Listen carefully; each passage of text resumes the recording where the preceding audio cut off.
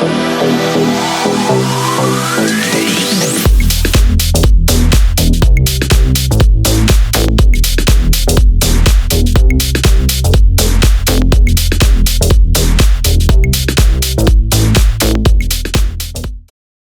everyone, and welcome to Unveiling Beauty. So good to have you back here today. Before we kick off the show, if you're excited about it as much as we are, make sure to share it on your pages so all your friends and family can see all the great tips and tricks that we're going to have on the show today. So with me, Mr. Ammon Carver, how are you? How are you, Nick? Can you believe we are almost at 38 episodes of Unveiling Beauty? And I'm so proud to talk about all the different places where people can go to look back and see the ones that we've previously done. So we're working hard to not only create an Instagram that will be available soon, where you can check out like snippets and tips that are available to you, but available right now, you guys can go to YouTube to see any of the episodes that you may have missed. Can you believe 38 episodes have already gone by, Nick? 38 episodes. That's a lot of great knowledge all in one place. I love it. Yeah, it feels great. It feels great. And today is no exception, right? That's right. So why don't we talk about this show today? Yeah, today I'm very passionate about today's show just because the two young ladies that are the guests on our show today, I find to be not only extremely talented and extremely passionate, but just really help elevate their craft in their specific areas of expertise. And so today we named it Colorful Curls. And so that is pretty self-explanatory. That's and right. So I'm not going to go into any further detail than that, other than to introduce the one and only, she's no stranger to the show, Miss Pekela Riley. How are you, Pekela? Hey, I'm doing great. How are you guys? Good to see you. Loving the hair. Thank you. Can you? I was gonna say you have to give us a hair toss with that hair right now, because I mean, what? Gorgeous. So good. Gorgeous. So good. Beautiful. I love it. I'm so jealous. I want to change up my hair as much as you do. We talk about this every time Pekela is on, and I'm just like, Pekela, we need to send something to Nick so that he can like have it pre-done. So when he's on with you, he can be like a hair. What do you call it? Like a hair chameleon or a hair transformer. A style shifter. A style shifter. Style shifter. I like that better. Yeah. So cool. So Pekela, talk to us about coloring texture clip-in hair. Like, what are some watch outs? What are some tips when thinking about color and textured hair with clip-ins? So key things that you want to think about when you're coloring textured hair is the gentleness in the process. So think slow and low, and you certainly want to consider saturation. And we're going to dive more into that. So just think slow and low in your processing and making certain that you have thorough saturation. I think that's great advice. I will tell you, I think the number one mistake people make is saturation. They're rushing through it too fast, and they're not emulsifying the product into the hair enough to where they get that even color distribution throughout the whole strand. Absolutely. And we're going to actually see why that happens. There's so many aspects to texture hair that really makes that easy to do if you're not intentional and careful. You know what I think is great too, Pekela? Like when you say things like slow and low, it's like they stick in your mind, right? Like I will never again like approach textured hair when lightening without thinking of the word slow and low, because you just said that, and it's like a nice little rhyme that kind of attaches itself to something that helps us remember, right? So they're tricky, it's fun, but like that's why we name things, right? That's why we have little sayings that go along things, because it's something that helps us attach it and bring some memory to it. So Pekela, when it comes to overall formulations for color and the changes that you would make to adjust your formulas for colored hair, what tips do you have for us? So it's definitely going to depend on where you're starting from. But for today, we're talking about clip-in extensions. So they typically start with natural color, and that's from a level 2 to 3. So let's think about overcompensating for all of this warmth that you're going to run into as you lift. All hair lifts warm, but when it comes to clip-in extensions or extensions in general, they lift really warm. So if you want to have something that's neutral, you definitely want to use a cool tone color. Don't start with your neutral, just immediately start with your cool tone, and that's going to help neutralize you. If you want to end on the cooler end, you want to go in with your ash And of course, if you want to have that warmth and vibrancy enhanced, then it's okay to use your warm shades. So overcompensate, cool for neutral, ash for even just to have cool. And also too, you want to set up the expectation to not particularly think about truly cool colors as it relates to level 2 and level 3 on extension lift, on texture extension lift, at least not in the initial process. So Pekela, is there any other considerations when coloring textured hair that you should keep front of mind? There certainly are. When you lift natural texture, clip-ins, natural hair, on that first lift, you want to lift and let it be, because this is the time where you want to assess the curl integrity and the elasticity of the hair. Oftentimes, a naturally textured client or a curly guest, or if she has curly clip-ins, she wants it to stay that way. So start slow and low, give yourself time to allow that to lift, but allow that color to live and live in that space for a moment so that you have time between the next visit to assess the hair integrity and the curl elasticity. I think that's so perfect. And I love that you're always continually aware of like elasticity, right? Like go slow, like I feel like it's all like keep it a nice, cool vibe. I wanted to ask you a question specifically about when we're coloring hair, and I know that this doesn't just apply for extensions, but you're going to specifically kind of demo on extensions. Are there specific techniques that you think are applicable that are very on trend right now that you would like to share with us? So as we begin to embrace diversity and inclusiveness in beauty, we can apply that diversity and inclusiveness in application. And so let's just think about the word balayage. Balayage simply means to sweep. But if we see this motion, we see that that's a very smooth and linear motion. So when texture hair has lots of dips and divots. So if we were to apply that motion without pre-stretching the hair, we're going to have lots of pockets where the risk of not having proper saturation would exist.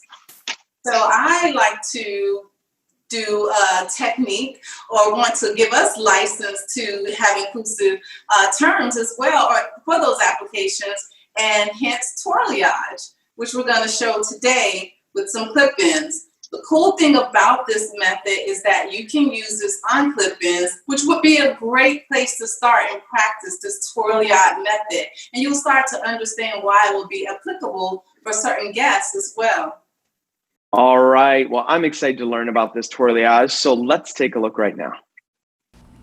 Hey, beautiful souls. It's Pekela Riley, owner of True and Pure Texture. And I just wanted to jump on and share a quick technique to create balayage dimension on clip-ins. I like to call this twirliage.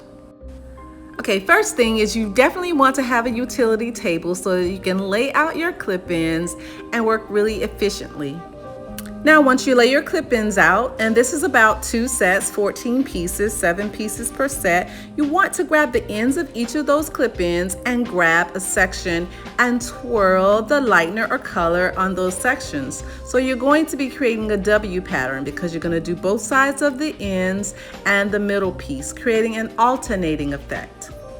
This twirliage effect really gives you the effect of a balayage so that you don't have any harsh demarcation lines with your color. And those twirled sections can be as thin or thick as you want depending on the amount of highlighted impact that you want. So I'm just going to lay this here and you can see that we've created that W effect. If you want less, you can just do the 2 sections on the end. Now, once you've got those highlighted pieces to where you want to apply the lightener all over or rinse and add color.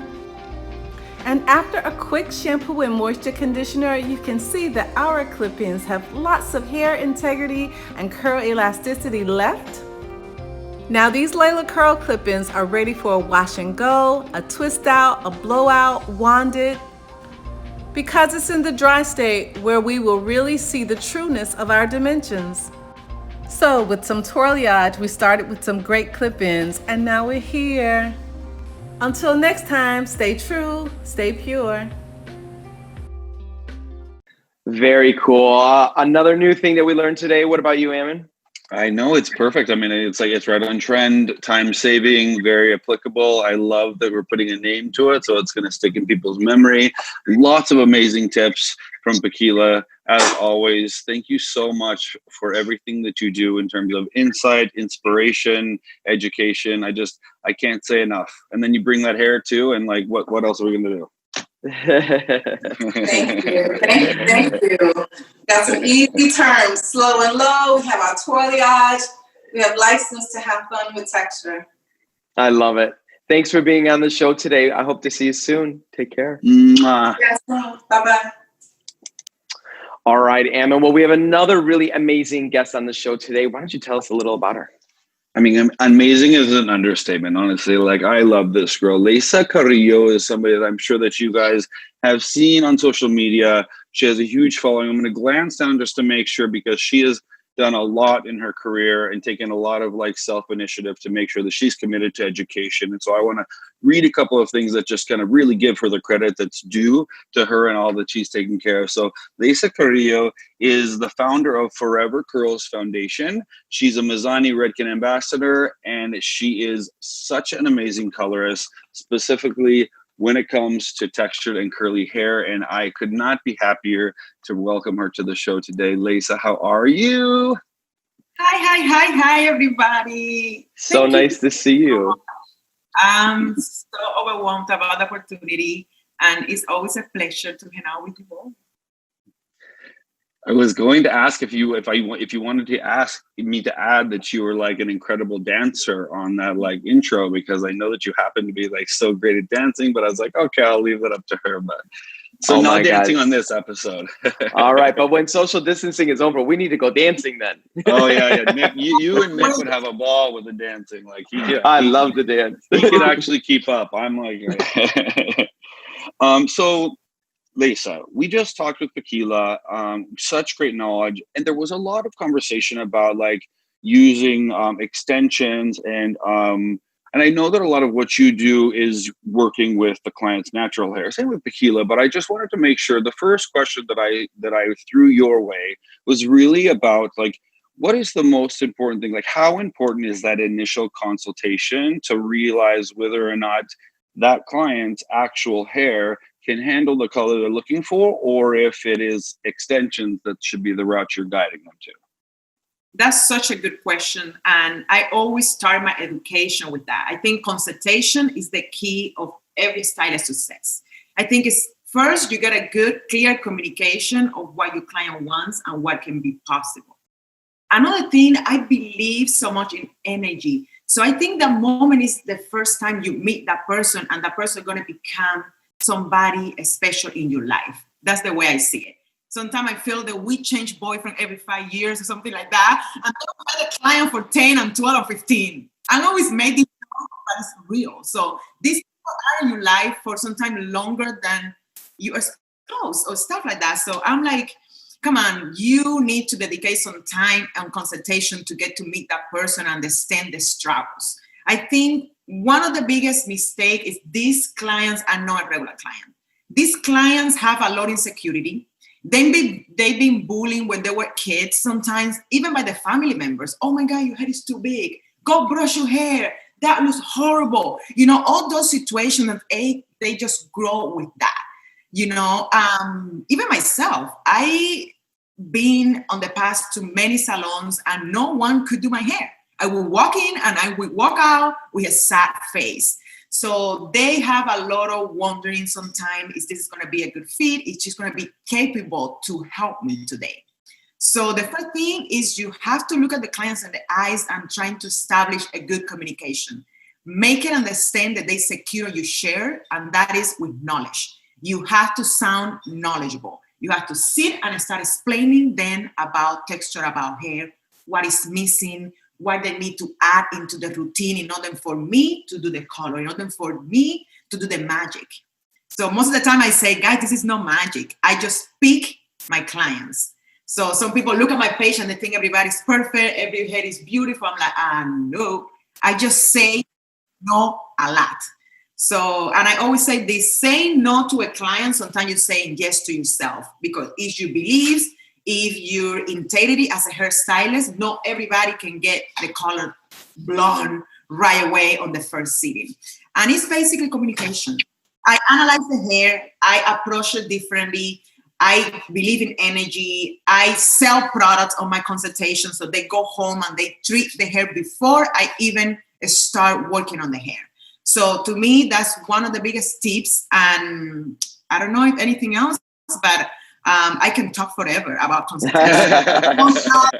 I have a contract because I think there is so many things that we have to discuss. And the salon is a go, go, go emotion. And sometimes you miss questions. So what I did, I get a contract. There is 20 questions, and going through the question, even me or my assistant, at least I don't forget about anything. That makes sense? Because if I try to track everything on my head, I can forget about, oh, what was the last color you did? Or do you use a relaxer? So I have everything trackable there. I go step by step with each question, and we write it down, and we both on the same page. No later you tell me, oh, you didn't do that. You didn't say that. No, we say this. I never say that you're going to be blonde today. Your hair is damaged, and I write there, your hair is damaged, your hair is not, ready to get this service. We create all that in one piece of paper. That's really smart. Talk to me about what are some things that people need to think about when trying to get curly hair blonde? I think as a stylist, you have to understand there is a different fabric. There is no way. It took me years to figure it out. I would pay so much education. I would fly myself everywhere possible to learn new techniques. And I would come back to the salon. I would try it on curly hair and was completely different. So it didn't work the same. Exactly like Pekela was saying, balayage education, I took the best of the best. I would try balayage on curly hair. I was like, whoa, this is not happening. This is not even. It was orange and patchy and all those situations I have going on. And I was like, I have to figure out something. So I think educating yourself and understanding that you're working with something completely different. The cuticle is raised. That's why curly hair is frizzy, right? Everybody say, oh my God, hair is frizzy. I mean, the cuticle is raised, guys. It's not smooth and, like a straight, hair. So that process is going to allow to happen way faster. Like Pekela was saying, you have to work slow. You have more amount of hair.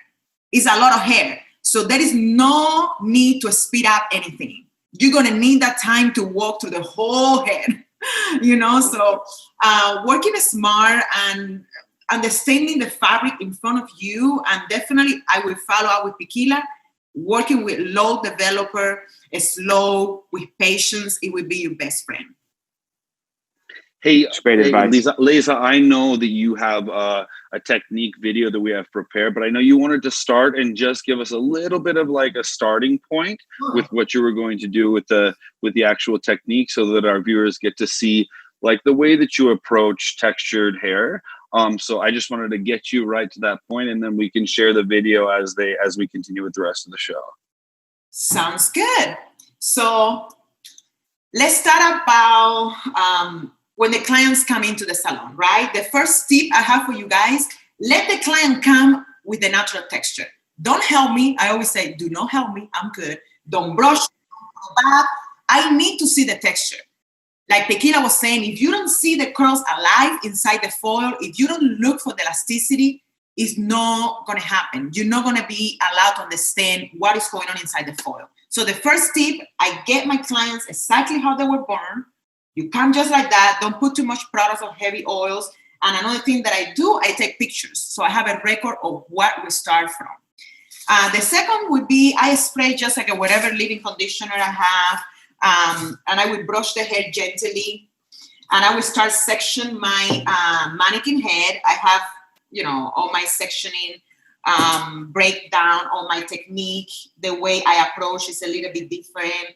I try to not go around the hairline. I go against from the inside out all the time. Just the way the curls move, it looks more natural.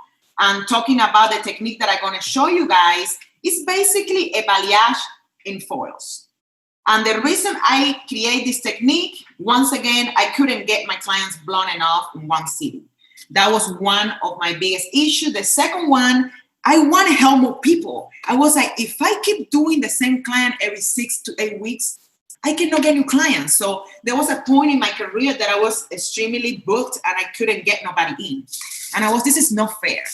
And the only reason I felt that way because I was a client one day. I walk in a salon and nobody could do my hair. So to me, it's more like a sentimental attachment with my clients. So I want everybody to be served. I wanted to help more people. So I was like, I have to get a technique that is safe enough so clients don't need to come to see me every 8 weeks. So this technique is based using liner and high lift color. So here I mix a little bit of the liner and I'm using a high lift color. And this one is a -12, just to name it somehow. Working with high lift, people get scared and they feel the hair is going to leave orange. Yes, it will. If you work it if you work it or push it to the full potential. So what Leysa does, she stays below 20 volume always in everything she does. So I'm going to go slow and I'm going to control the lift. So this hair is just going to lift to brown. It's not going to hit to the orange, right? So the first foil, guys, that you can see, I did just a typical weaving, right? You can come in nice and close so we can see, hon. A little closer. Don't be afraid. Yeah, we can see nice and close. I know you have a video, but we want to see real close what you're doing. There you go. There you go. Yeah. So the first one is going to be just your typical weaving, and I'm going to add liner on my first foil, right? So this is the liner. While you're doing that, you're not pre-stretching the hair. So you're going right on top of the natural texture. Yes. And that's the reason why I'm doing this, because when you stretch the curls, when you're using the product, you won't be able to check for that elasticity because the curls were already stretched, right? So I try to leave it on the natural texture so I can check during the process how the hair is lifting, if the curls are still safe, and that allows me to reapply if I can or stop the process, right? So the first foil is going to be just a typical weaving like you see in here. And the only thing I would recommend, always sandwich your foils, right? The reason why I sandwich my foil, because once again, I want to check for elasticity.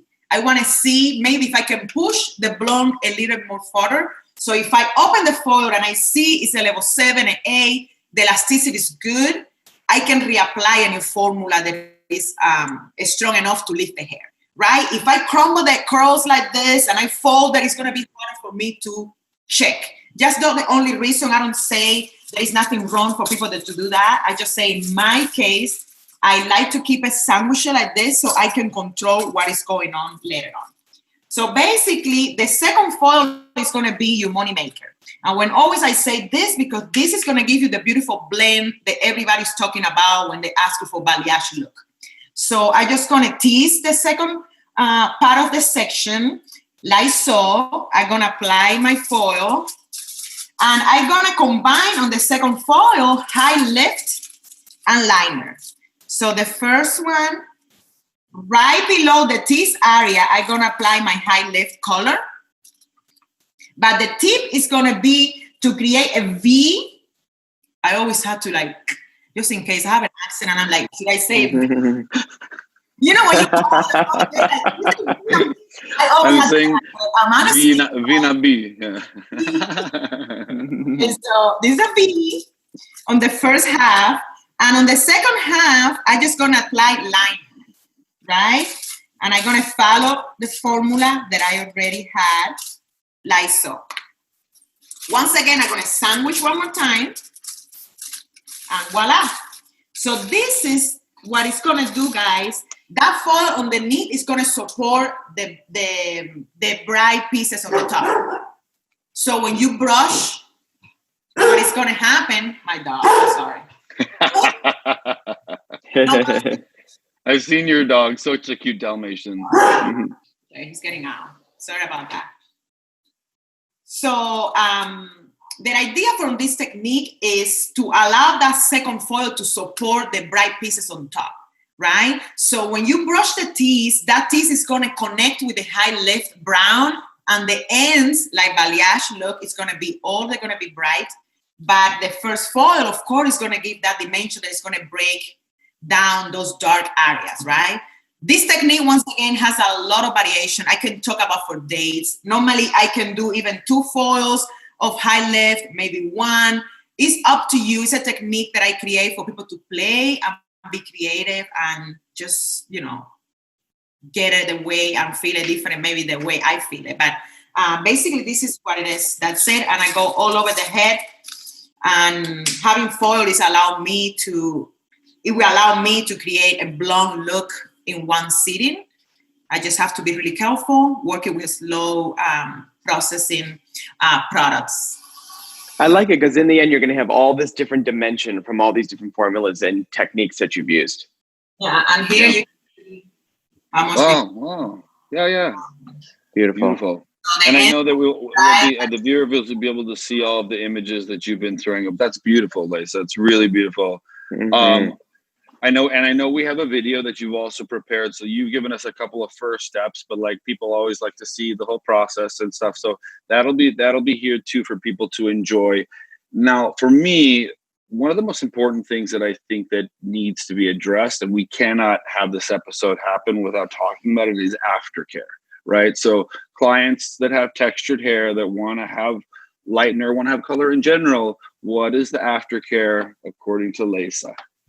I mean, once again, this is being taught on the consultation.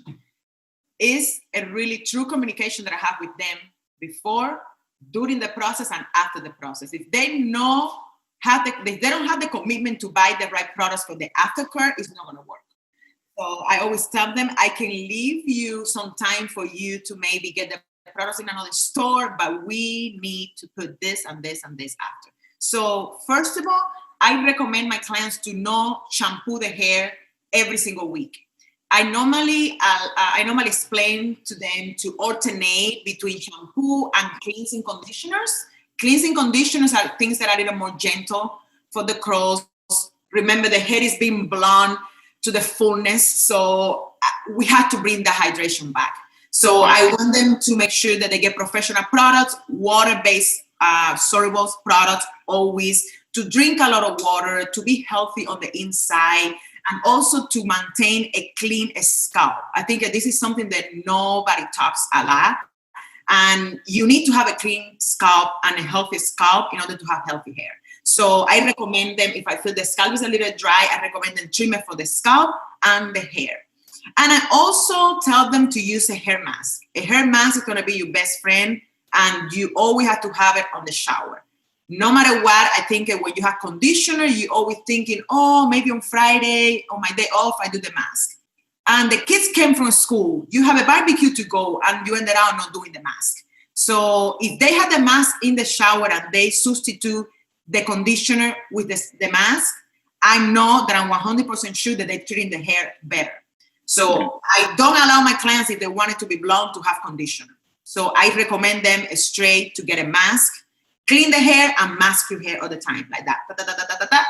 And we're good to go, and I sleep in peace. I love it. I like it. Says it all. You know how they are. So I'm like, let me just give you this, because whenever you do it, at least you're doing it, Yeah. So that's what I do. Very good.